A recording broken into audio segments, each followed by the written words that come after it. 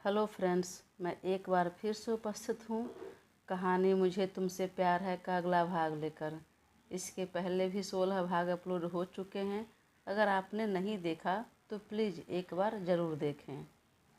Intercom पर बात कर अद्रिका ने वापस इधर उधर देखा और चुपचाप फिर से पेंटिंग करने में बिजी हो गई। इधर ओबरॉय ऑफिस में, मिस्टर ठाकुर, अब हम दोनों इस कंपनी के बराबर के पार्टनर हैं। उम्मीद है इसे हम दोनों मिलकर काफ़ी आगे तक ले जाएंगे। बताने की ज़रूरत नहीं है अब। फिर दोनों एक दूसरे से हाथ मिलाते हुए अपने अपने कार में बैठकर निकल गए। कुछ देर बाद अनुभव मोबाइल निकाल कर अपने शादी के फ़ोटो देखने लगा। जानता तो पहले से था कि तुम इनोसेंट दिखती हो, वाकई में नहीं हो। इतनी चालबाजी, इतने शातिर, मानना पड़ेगा।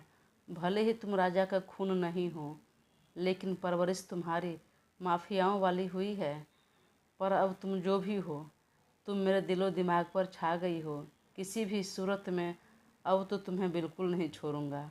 बोलते हुए चेहरे पर डेविल स्माइल आ गई। इधर अपने हाथ में ड्रिंक लिए राना को अनुभव की कही सभी बातें याद आ रही थी और दिमाग में एक उथल पुथल सी मचा रही थी। कल वे गए, अब आपकी बारी है। तुम अपने हाथों ही अपनी बेटी को मुझे सौंपोगे। याद आते ही बोतल जोर से फर्श पर दे मारा। मतलब यह मेरा सिखाया हुआ चूजा आज बाज बनकर मुझ पर ही झपट्टा मारने के लिए तैयार है। खुलेआम मुझे कभी धमकी देता है तो कभी चुनौती।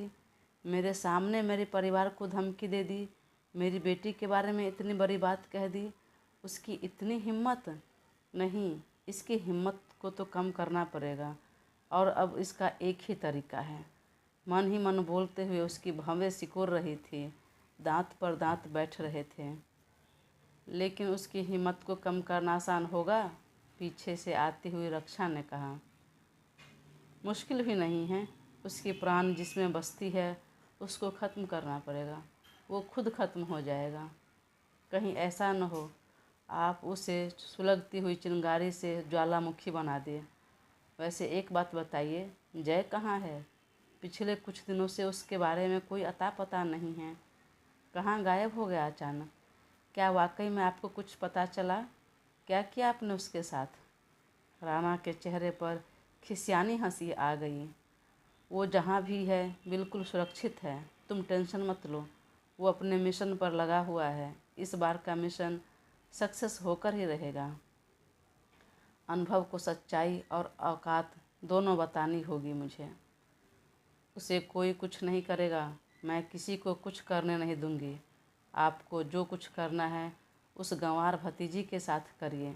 अनुभव का एक बाल भी बांका नहीं होना चाहिए, नहीं तो मुझसे बुरा कोई नहीं होगा। पीछे से अमायरा गुस्से में आंखें लाल पीली करते हुए कह रही थी। सुनकर दोनों पति पत्नी चौंक गए। यूँ चौंकिए मत, मैं सही कह रही हूँ। उसे कुछ नहीं होना चाहिए और आपको जो करना है कीजिए, पर वह अनुभव मुझे चाहिए। मैं उसे पसंद करती हूँ और वह सिर्फ मेरा है। मेरे होते हुए वो किसी और का नहीं हो सकता। मैं यह नहीं देख सकती, नहीं होने दूँगी। अगर आप कुछ नहीं कर सकते तो मुझे बताइए, मैं अपने तरीके से सब करूँगी।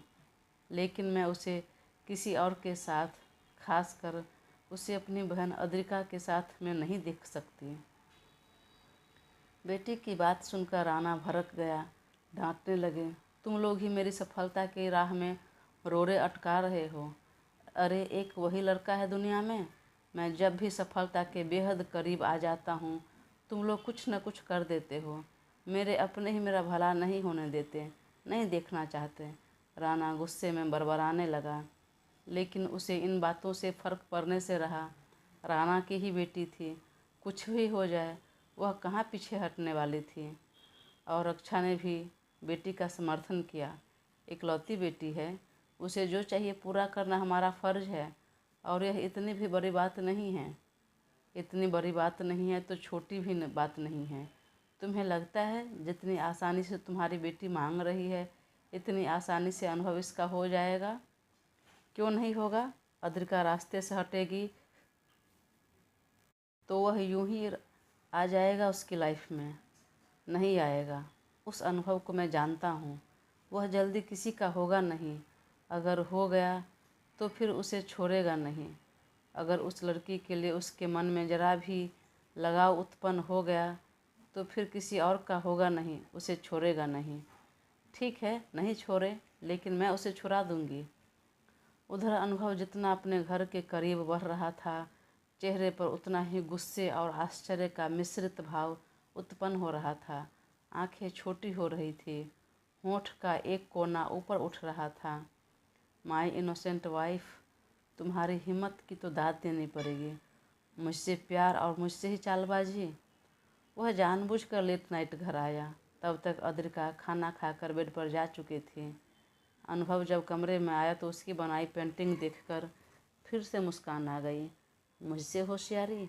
पेंटिंग के जरिए मेरे घर के बारे में सारा इन्फॉर्मेशन बता रही हो? पहली बार मुझसे इतनी बड़ी भूल हो गई, पर बहुत जल्दी मैं इसे सुधार लूँगा। फिर कुछ देर में वो फ्रेश होकर आया और आज काउच पर न जाकर बेड पर अद्रिका के बेहद पास आ गया। वह गहरी नींद में सो रही थी तो उसे कुछ देर तक देखता रहा, फिर उसे बाहों में भर लिया। उसकी इस हरकत से अद्रिका सकपका गई। उसकी नींद खुल गई और अलसाई आवाज़ में बोली, अनुभव, आज तुम अचानक बेड पर, काउच पर नहीं सो रहे हो तुम? नहीं, लेकिन क्यों? क्यों का क्या मतलब है? अरे हम दोनों पति पत्नी हैं तो साथ में सोएंगे ना। लेकिन तुम तो काउच पर सोते थे ना। तुम्हारी ही तो शिकायतें थी कि बेड पर आओ तो आ गया, तो भी शिकायतें हो रही है। बोलकर उसे अपनी बाहों के घेरे में ले लिया और उसके गर्दन में अपना मुंह छुपा लिया। अद्रिका असहज महसूस कर रही थी। उसकी पकड़ से छूटने के लिए कसमसाने लगी। अरे पास आता हूँ तो शिकायत, नहीं आता हूँ तो भी शिकायत। अभी दूर क्यों भगाने की कोशिश कर रही हो? ऐसा क्यों? मुझे बहुत नींद लगी है, सोने दो। दिन भर तुमने ऐसा कौन सा पहाड़ तोड़ लिया जो इतनी थकान हो गई, इतनी नींद आ रही है? पहाड़ तो नहीं तोड़ा, लेकिन मैं पेंटिंग बना रही थी। कल दिखाऊंगी तुम्हें। चलो फिलहाल सो जाओ और मुझे भी सोने दो। तो अनुभव ने एक बार उसे देखा और होंठ को चूम कर छोड़ दिया तो वह तुरंत करवटें बदल ली। अनुभव ने मन ही मन कहा, मुझसे चालबाजी और धोखेबाजी करने की सोचना भी मत, वरना मैं भूल जाऊंगा तुम कौन हो, बुरा हश्र कर दूंगा। बोलते हुए उसने भी करवटें फिर ली और कुछ देर में जब अद्रिका सो गई तब अनुभव मोबाइल से राजन को कॉल करते हुए कमरे से निकलकर बालकनी में आ गया। हाँ राजन, उस जय पर नज़र रखना। जी भाई। और हाँ, कुछ पता लगे तो मुझे ज़रूर इन्फॉर्म करना। जी। इधर खनक का कॉलेज खुल गया तो अनुज अब उसे लगभग रोज़ पिक और ड्रॉप करने लगा। खनक मना करती तब अनुज बोला, दोस्त होने के नाते हम आपकी तो इतनी मदद कर ही सकते हैं। लेकिन हम दोस्त कब बने? खनक ने आश्चर्य से कहा। अरे नहीं बने तो अभी बन जाते हैं, बोलकर उसे हग कर लिया। यह अपनी दोस्ती के लिए, अब तो कोई शिकायतें नहीं है ना। सुनकर खनक हंसने लगे। यूं ही हंसती रहिए, बहुत प्यारी लगती है। यह सब जब उसकी सहेलियों ने देखा तो उसे खूब चिढ़ाने लगे। देखो तो मैडम को, हमसे कितनी अच्छी अच्छी बातें कर रही थी। मुझे समय बर्बाद नहीं करना है, मुझे अपनी माँ और बहन के सपने पूरा करना है, और अभी देखो कैसे सब भूल कर अपने सपने पूरे करने में लगी है, कैसे तीर निशाने पर मार ली। अरे जैसा तुम लोग सोच रही हो ऐसा कुछ नहीं है, हम बस एक नॉर्मल फ्रेंड हैं। हाँ हाँ बहन, शुरू में सब नॉर्मल फ्रेंड ही होते हैं, उसके बाद फिर बॉयफ्रेंड, फिर कब पति पत्नी बन जाते हैं पता नहीं चलता। सुनकर सभी लड़कियां खिलखिलाकर हंसने लगी और खनक झेंप गई। कुछ दिन यूं ही बीत गए। अनुज को समझ नहीं आ रहा था कि खनक को कैसे अपने घर बुलाएं और उसकी माँ को नौकरी कैसे लगवाऊं, क्योंकि अगर वह सीधे सीधे खनक को बोलता तो शायद कभी तैयार नहीं होती और ना उसकी माँ इस बात के लिए रेडी होती। पर इसी बीच उसके पापा को अपने काम में बहुत सफलता मिली तो इसी के उपलक्ष्य में उसने जानबूझकर अपने घर पर एक छोटा सा गेट टुगेदर रखा, जिसमें अपने करीबी दोस्त और रिश्तेदारों के साथ खनक और उसके फैमिली को भी बुलाया और वह इसी सिलसिले में अनुभव के घर भी आया इनविटेशन देने और अद्रिका से मिलने के लिए भी। वह आया तो पहले की तरह सीधा अनुभव के कमरे में चला गया। संयोगवश अनुभव कमरे में ही था। अनुज डोर पर खड़ा हो गया। अबे अंदर आ जाऊं? आने के बाद पूछ रहा है। आ जाओ। सॉरी, मुझे पूछ कर आना चाहिए था, मैं भूल गया। तो शादीशुदा है। तभी उसकी नज़र अद्रिका से मिली। हेलो अद्रिका, कैसी हो और लाइफ कैसी चल रही है इस अकरू और पत्थर दिल इंसान के साथ? अनुज, फिर तुम मुझे नहीं जानते। कोई कितना ही पत्थर क्यों न हो, मेरा भी नेचर ऐसा है कि मेरी संगत में रहकर वह भी मोम बन जाता है। वैसे तुम बताओ कैसे हो?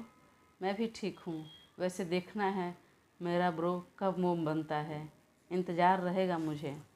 अनुभव ने उसे घूर कर देखते हुए कहा, जितना जी करे उतना इंतज़ार करो और ज़रूरी नहीं इंतज़ार का फल हमेशा मीठा हो। वैसे तू यहाँ क्यों आया? अरे आया क्यों का क्या मतलब है? तुम दोनों से मिलने आया हूँ। वैसे तो तुम दोनों ही मेरे दोस्त हो, पर दोनों ने न तो अपनी शादी में बुलाया ना ही कोई रिसेप्शन पार्टी तक रखी। मैंने सोचा मैं खुद ही जाकर मिल लूँ। अबे सच बोलना, क्यों आया है?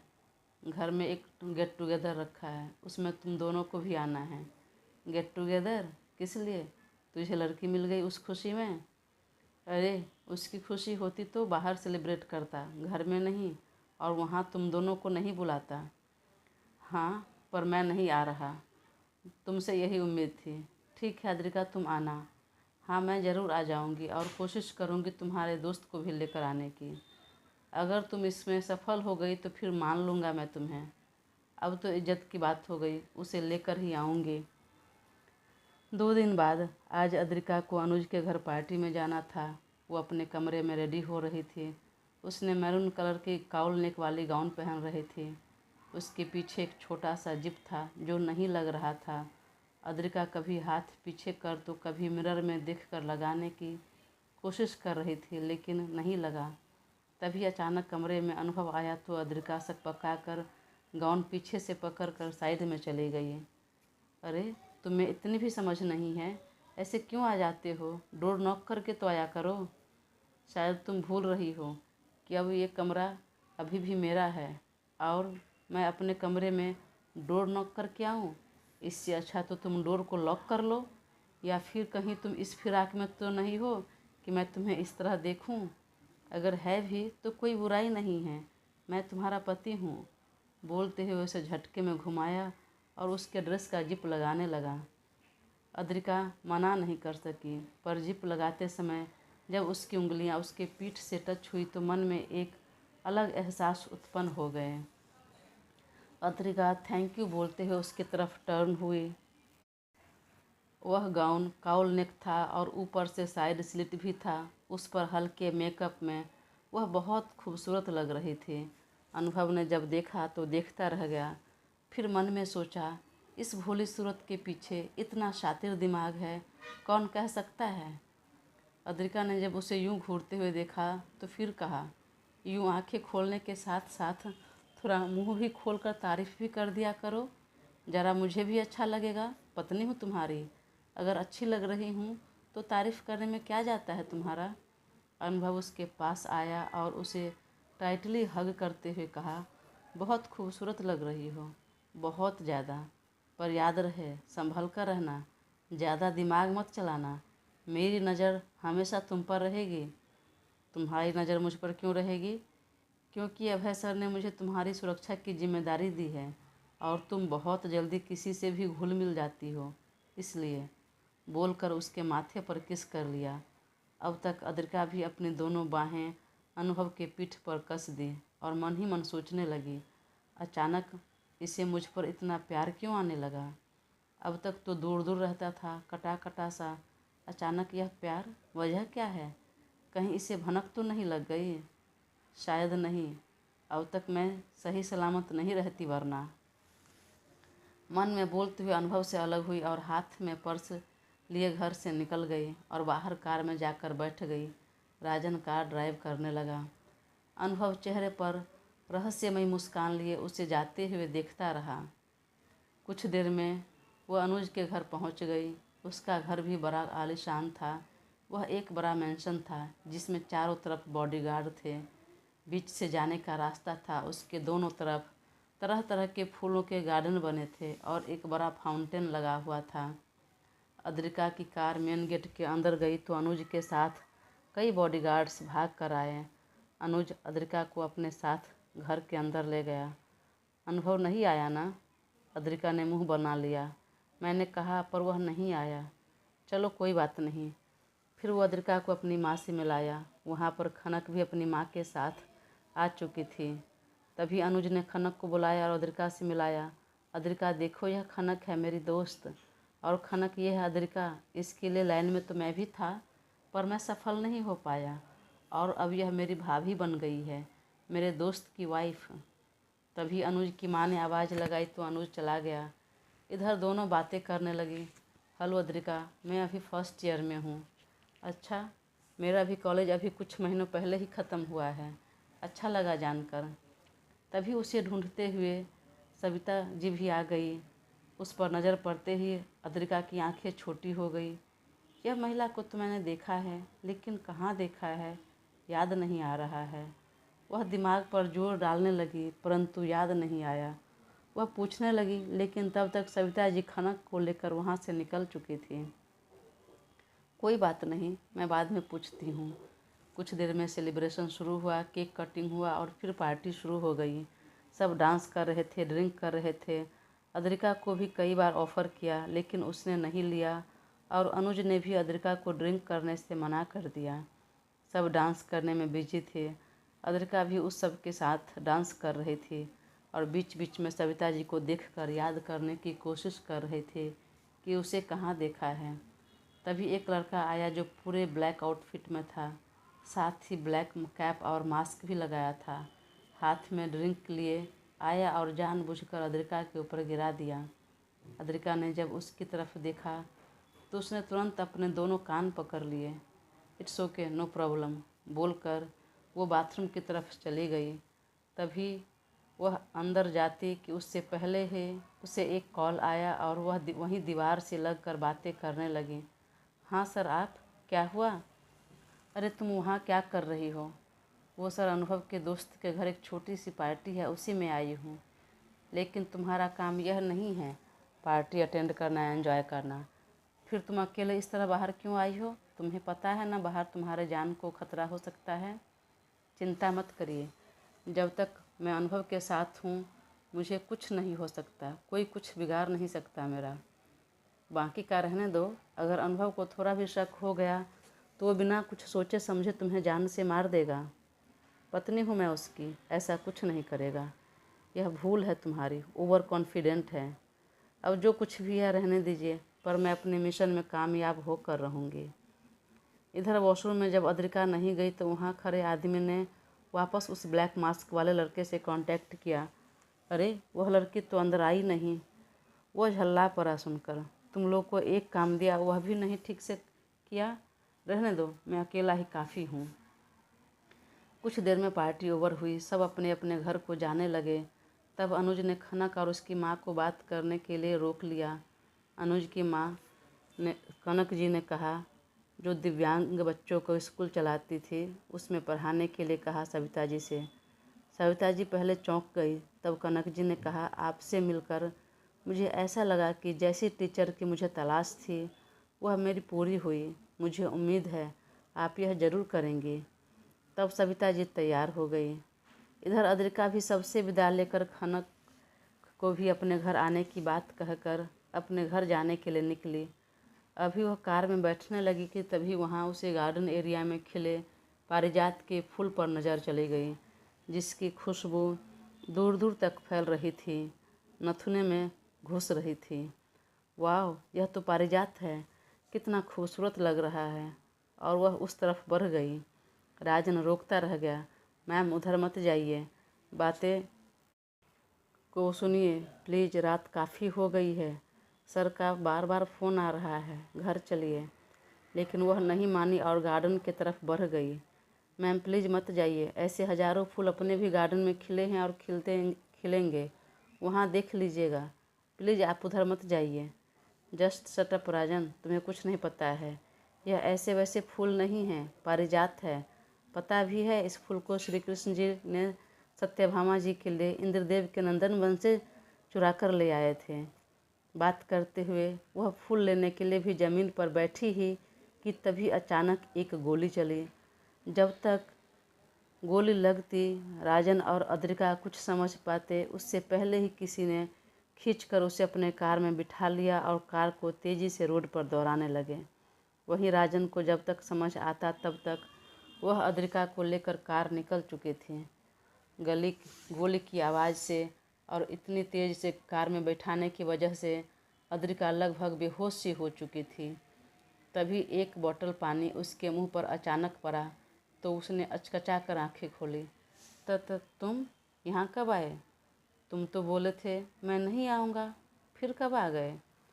मैंने तुम्हें कहा था संभल कर, फिर भी तुम समझी नहीं।